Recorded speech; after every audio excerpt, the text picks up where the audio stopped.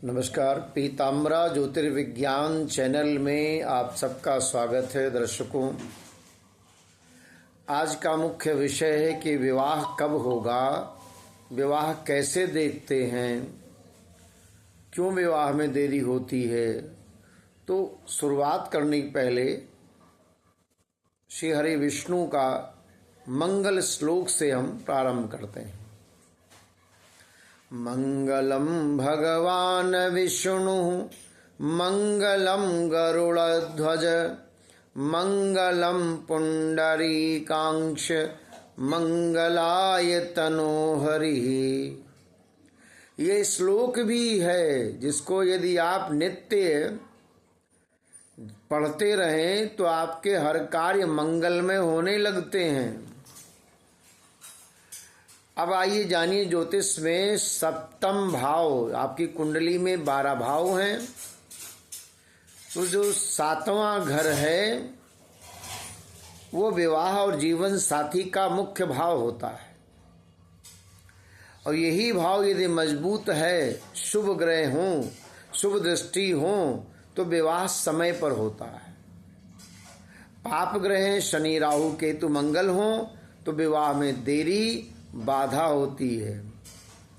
अगर लग्न में मंगल शनि है तो भी बाधा हो जाती है, मांगलिक दोष हो जाता है। प्रथम भाव का स्वामी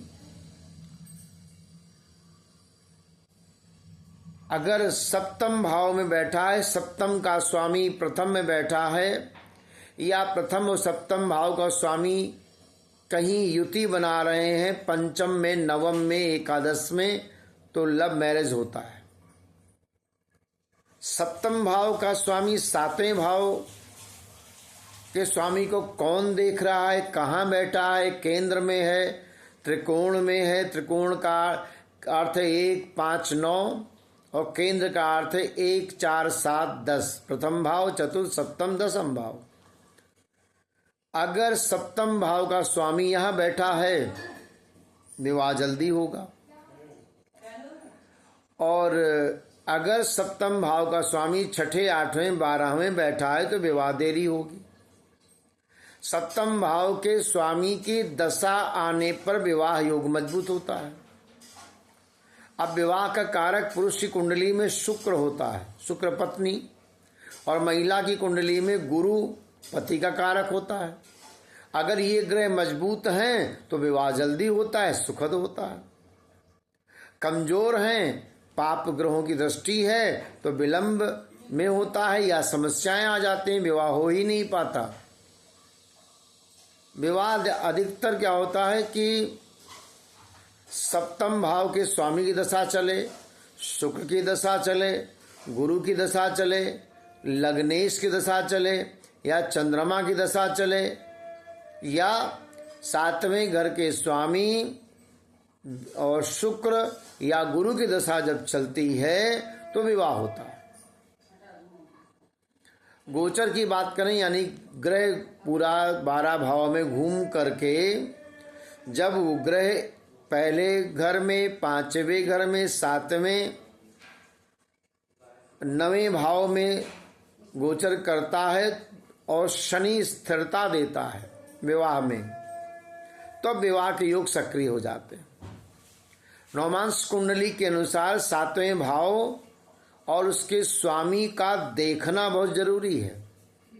यदि नवमांश मजबूत है तो विवाह निश्चित होगा, अच्छा होगा।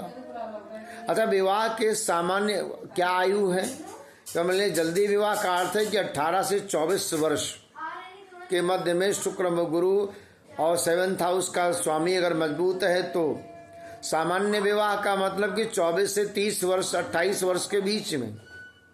देरी से विवाह का अर्थ है 28 प्लस। 30 प्लस का अर्थ है शनि राहु मंगल का प्रभाव। मंगल और शनि का प्रभाव, यदि राहु का प्रभाव ज़्यादा है तो 35 प्लस भी हो जाता है।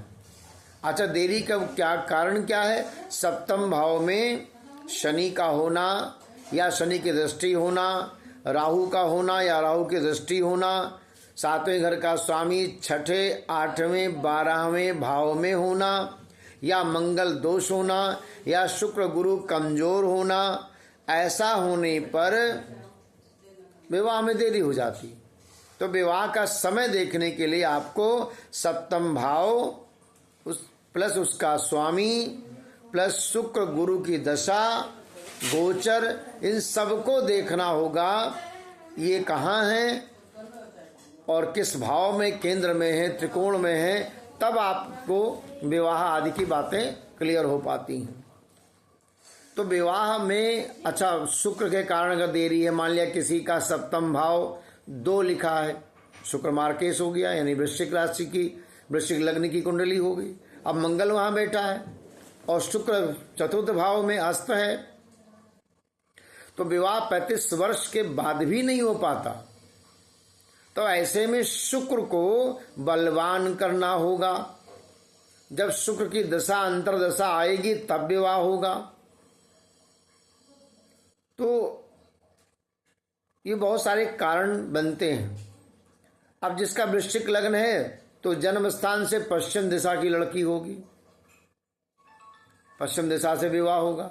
लेकिन शुक्र यदि वही सप्तमे शुक्र चतुर्थ घर में गुरु के साथ, सूर्य के साथ बैठा हुआ है, तो शुक्र गुरु अस्त हो गया। अब अस्त होने पर आपको शुक्र को बलवान करना पड़ेगा, तभी पत्नी मिल पाएगी, या गुरु को बलवान करना पड़ेगा तब पति मिल पाएगा। उसके लिए शुक्र को के मंत्रों का जाप करना, शुक्र से संबंधित वस्तुओं का दान करना आवश्यक होता है। तो हमने विवाह से संबंधित सामान्य जानकारी दी है। विस्तार में जानकारी प्राप्त करने के लिए आप हमारे डिस्क्रिप्शन में हमारे नंबर रहेंगे, लिंक रहेंगे, आप संपर्क कर सकते हैं। हमारे चैनल को सब्सक्राइब कर लें, बेल आइकन दबाएं, जिससे आपको समय समय पर ज्योतिष की बातें, धार्मिक चीज़ें, ये सब समय समय पर मिलती रहेंगी। यदि कोई आपका प्रश्न है तो आप कमेंट्स में लिख सकते हैं। लिंक में दिए हुए नंबर पर आप कॉल भी कर सकते हैं। जय सिया राम।